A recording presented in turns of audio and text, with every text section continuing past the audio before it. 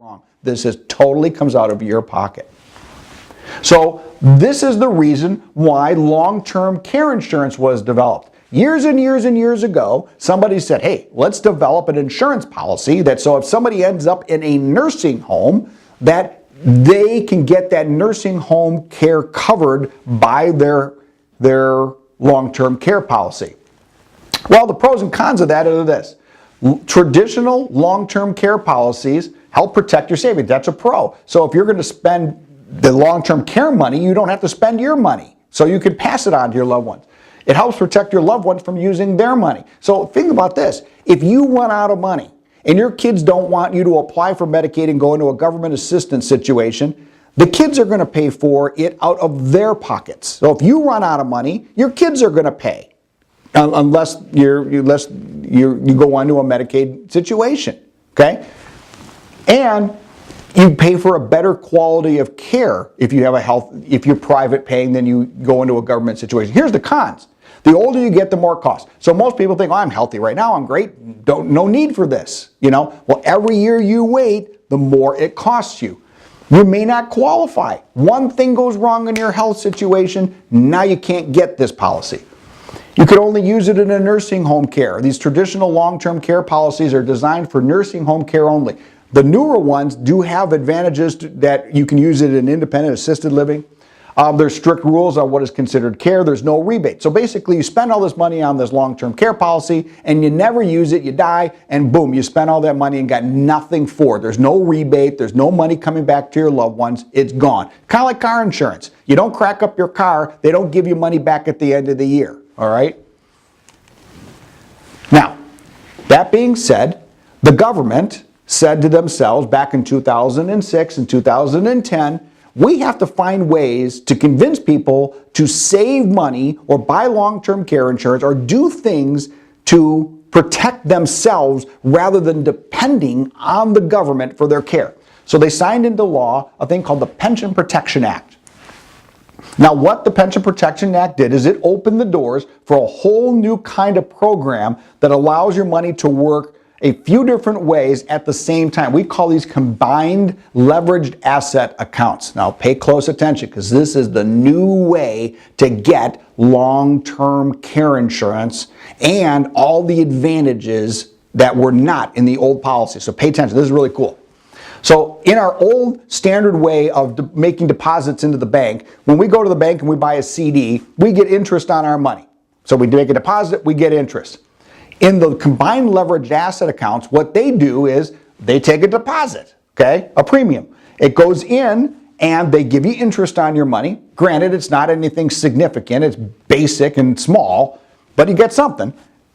If you need long-term care insurance for whatever reason down the road, you need it, then this program turns into a long-term care policy. And if you don't take the money out and you don't use the long-term care and you happen to die, then the money goes to your loved ones as a death benefit. So you don't lose anything.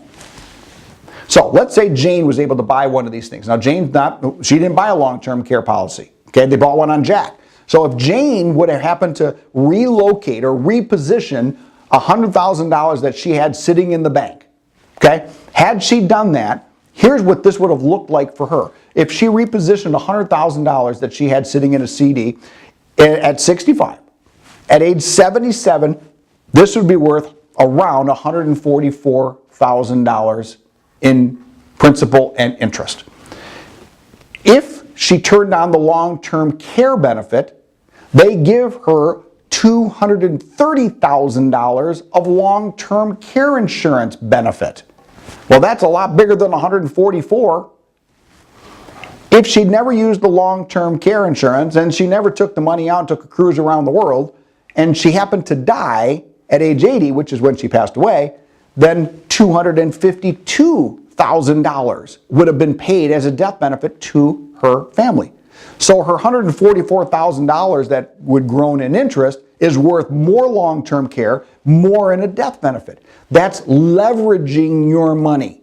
So you could use your money a number of different ways depending on your situation. Here's another example. Here's Larry, 70 years old. In Larry's situation, he had an annuity that he cashed in or transferred over into using the Pension Protection Act, and he put it in this program. He deposited $50,000. If he happened to pass away, $78,000 would have gone to his family. If he needed the long-term care insurance, it would be $114,000. And this happens immediately. So his $50,000 turns into immediately long-term care insurance and a death benefit. So he's got all those options to work for him. Now, the nice things about these type of programs too is they're not nearly as strict health-wise to apply and get them as traditional long-term care insurance. And when these things pay out, if the long-term care pays out to you or the death benefit, it pays out tax-free. So your money is worth more and it's tax-free. What a deal that is. Here's Diane, 65-year-old, and she had money in a 401k program. So she was concerned about taxes. So she repositioned $106,000 into a leveraged asset program, and that immediately gave her $166,000 of long-term care benefit if she needed it, or $166,000 in a death benefit if she needed it. If she never dies, or if she cancels the thing, and she could take money out and go take a cruise around the world. It's still her money. So if she let that money sit there, it would have grown to about $174,000 in this hypothetical example. The death benefit and the long-term care benefit grow right along with it. So that's what we talk about in our first half of our Hansen story. Now at this point in the seminar, we start talking about veterans benefits, okay? And we go through a little bit of an example of the VA benefit called aid and attendance. So that's what I'll do now. So in this next section, we're going to talk about veterans benefits for you that are a veteran or a surviving spouse of a veteran. There's a VA benefit out there called aid and attendance. So here's the qualifications to get this benefit. Number one, you must have served active duty during a wartime era. So World War II, Korean conflict, Vietnam, those are all wartime eras. So you can see the dates on here that you must have served during in order to get this benefit. So in order to get it, as a veteran, you must have been activated into active duty for 90 consecutive days. One of those days must have been during one of the wartime era periods that we just talked about. So if you served during the Korean conflict, one day, and you were in for a total of 90 active duty, and you were not dishonorably discharged. Any other discharge will work, dishonorable doesn't work. Then you are considered a wartime era veteran. The VA is going to take a look at what ADLs, aids to daily living, you're receiving. ADLs are things that you get that turn on long-term care insurance. So this is kind of looked at as like a free long-term care insurance policy, excuse me, a free long-term care insurance policy that you earn because of your service during a wartime era. But they're going to look at your ADLs, they're going to look at your income and your medical expenses, and they're going to look at your assets to see if you qualify for this. They've got a formula that looks at your age, your life expectancy, your medical expenses, and then they calculate it. And we can tell you if you meet those qualifications or not. It's kind of complicated. We sit down and take a look at every one of your situations, and we can tell you you're either going to qualify for it or not going to qualify for it. And if you don't qualify for it, how can you do some things to qualify for it? If you're a surviving spouse of a veteran, you must have been married to that veteran for at least 1 year. You must have been married to that veteran at the time of his or her passing. And you must meet the same medical requirements with ADLs and assets and income that the veteran did in the last example. So if you're a surviving spouse, this is a great benefit for you too. So let's talk about how much money the VA is going to be able to give you if you qualify for this full benefit. So if you're a veteran and a spouse, so both of you are alive, it's roughly $25,000, a little over $25,000 a year tax-free from the VA. If you're a single veteran all by yourself, it's a little over $21,000 per year. That's like $1,794 per month tax-free.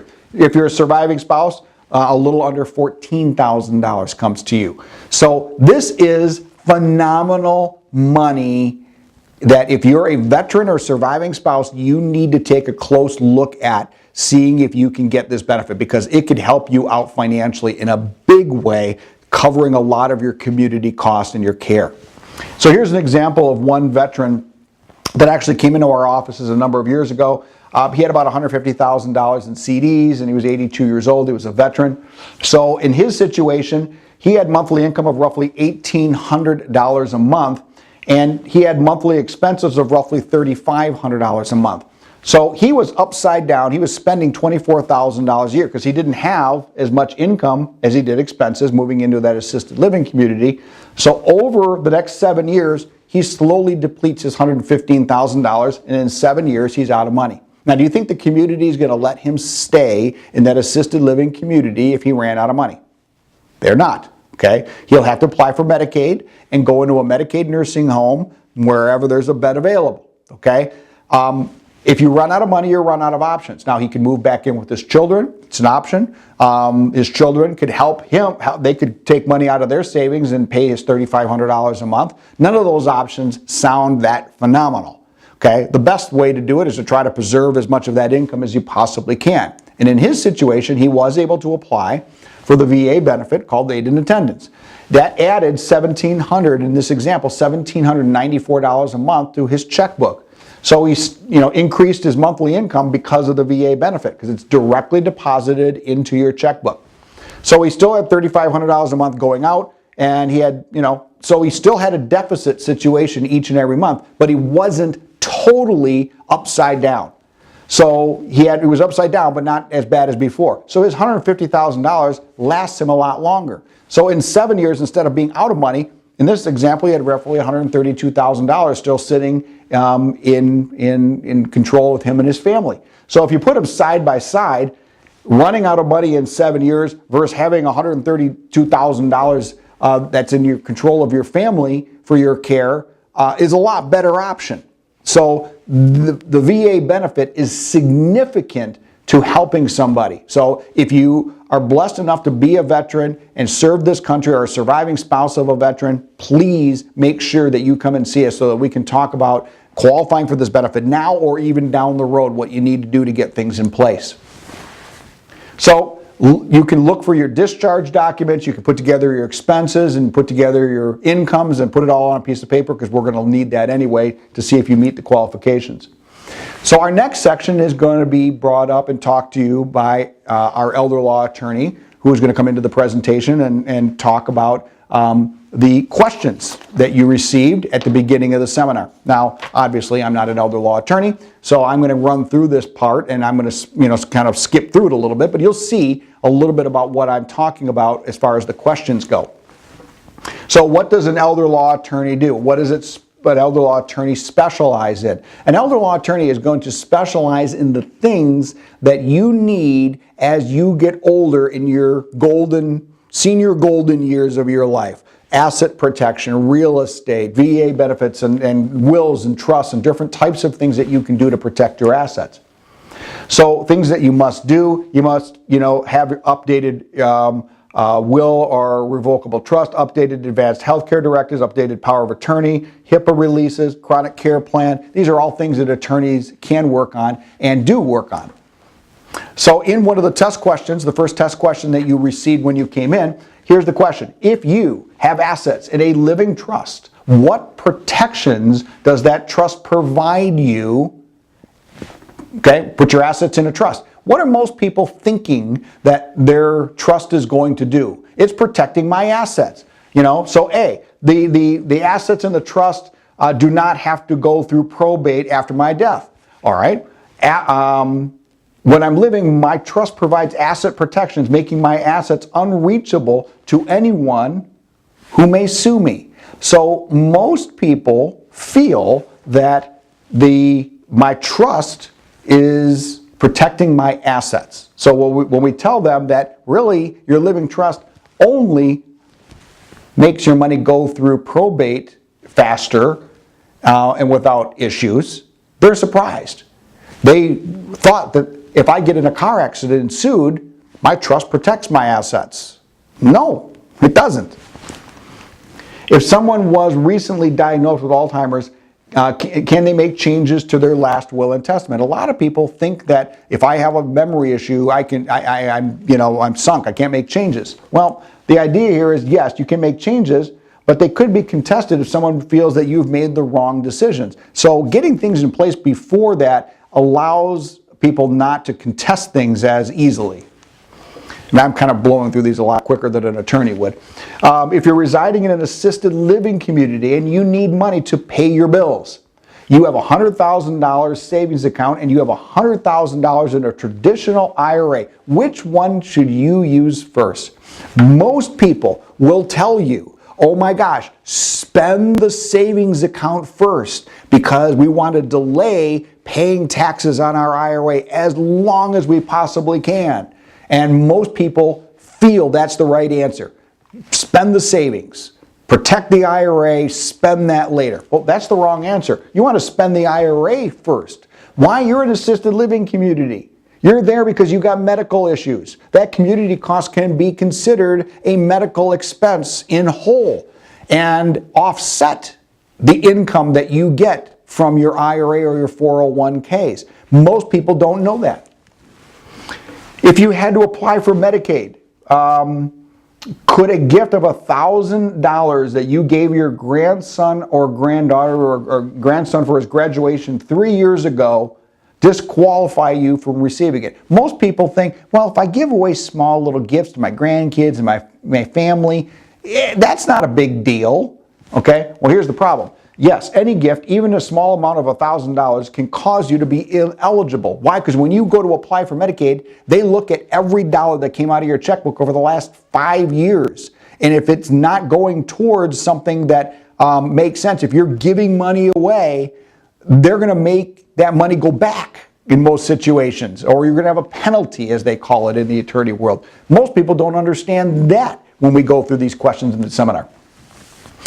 Which tax statement is true about gifting money, some of your money to your daughter to help her through a tough time? Most people don't understand this, but yes, you can give $14,000 a year away per calendar year per person, for sure. Most people understand that. But you could also give up to $5 million away and not have tax liabilities to you, the giver or the receiver, as long as you're filing a 709 form with the IRS, because that's the lifetime exclusion limit. Most people don't have any idea that that's even there. And if they are gifting money, I mean, that's a difference. There's a difference thing in talking about Medicaid qualifications, but from a tax standpoint, most people don't even know this even exists. Number 6, 9.5% of the people over the age 65 do not have long-term care insurance. So that means 90% of the people do not have long-term care insurance. They're rolling the dice, or they have no assets, okay? So which box is true? All of these are true. The only reason you wouldn't consider long-term care insurance to protect your assets is either you don't have any assets and you don't really care if you go into a Medicaid nursing home, or you think my insurances and everything are going to cover it and I'm fine and dandy. Or you just think it's too expensive and you don't want to, you'd rather take the chance and roll the dice. Okay? Number 7, if you don't want to lose assets like the Hansons did in a long-term care illness that is not covered by common insurances, what can you do? Well, you can purchase long-term care insurance. You can put all your assets in irrevocable trust and pray for the next 5 years that you don't have an issue. Or you can use Wealth Defender Trust funded by a leveraged asset program that will allow you to have money work for you and control and flexibility. So this is how we end the seminar. At this point is thank you for coming. We'll offer a free 1-hour consultation. The attorney and the financial advisor are the last people on the stage saying goodbye and thank you for coming on that last question. And that's really pretty much the end of the seminar. At that point, we go through and we hand out a sheet, what we call a financial concern sheet, and we go around the room as people are maybe eating their meal at that point, and find out what's most concerning to them about their financial position and where they are. Where were they disturbed in the story? What do they want to talk about? What is the things that are most concerning to them? And we go around the room and talk to them about, one-on-one, what, we see this as your concern, we see this as concern, and then we book an appointment for them to come in for their free 1-hour consultation at that point. So, and I'm not getting into more part of the system, but that's the general seminar and that's the general closing that happens. So hopefully this kind of a longer overview of the seminar was helpful to you, and hopefully you got some good information out of that. On to our next part of our training, which will be one of our other videos. Thanks for listening.